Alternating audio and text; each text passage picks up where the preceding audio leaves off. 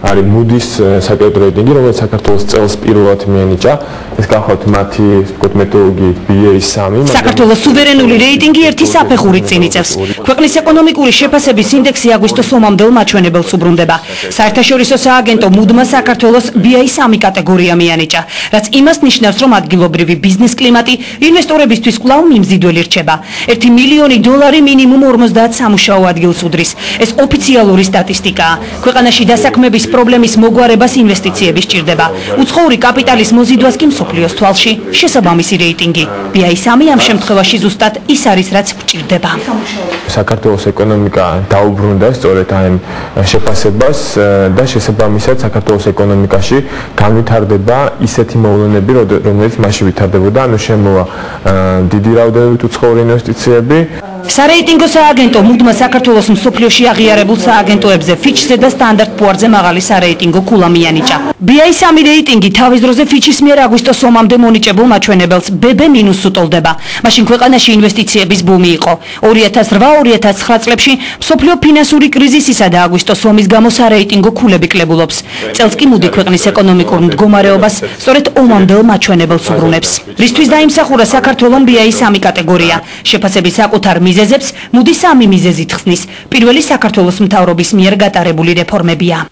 ქვეყანამ მიაღწია პროგრესს სოციალურ-ეკონომიკური და დემოკრატიული ინსტიტუტების ჩამოყალიბების გზაზე. საქართველოს გააჩნია უნიკალური ბიზნეს გარემო და ბიზნესმენებს ჯანსაღ პირობებს უქმნის. ქვეყანა მიმოქმედა პროაქტიულად იმისათვის, რომ სწრაფად ჩაეცხრა რუსეთის აგრესიის შემდეგ ნეგატიური ეკონომიკური შედეგები და სახელმწიფო ვალის დასაშვები ნორმის შენარჩუნებით მოახერხა ფინანსური კრიზისის დაძლევაც.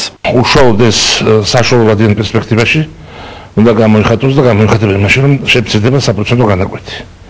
ანუ საქართველოს შეარსებული ბანკები და არასაბანკო დაწესებულებები შეიძლება უფრო იაფად მოიძინონ ფული უცხოეთიდან. ყოფილი პრემიერ-მინისტრი და ბანკირი ლადო გურგენიძე დღეს Moody-ის მიერ მონიჭებულ სარეიტინგო ქულას აფასებს. მისი თქმით, BA3 ქვეყნისთვის მნიშვნელოვანი მონაპოვარია. გურგენიძე ამბობს, რომ ომისა და კრიზისის შემდეგ საქართველოში გარე ინვესტორის მიერ დანახული საინვესტიციო კლიმატი, დინამიკა და რაც მთავარია, ნდობის ფაქტორი აღდგენილია.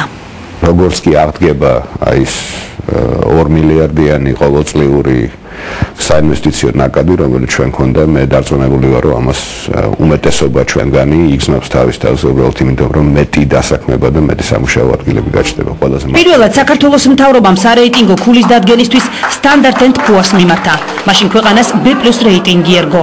შემდეგ ავტორიტეტულმა სააგენტო Fitch-მა BB- ქულა მიანიჭა. ქვეყნის ეკონომიკური გუნდი მაშინ BB- კატეგორიის მიღებას ასე აღნიშნავდა. მინუსი ყველაზე გემრიელია, მინუსის ჩამა პროცესებია. მსოფლიოში ცნობილი სააგენტო Moody-ის პროგნოზით არ არის გამორიცხული შემდეგი კვლევა საქართველოსთვის უფრო გაუმჯობესებული შედეგით დამთავრდეს.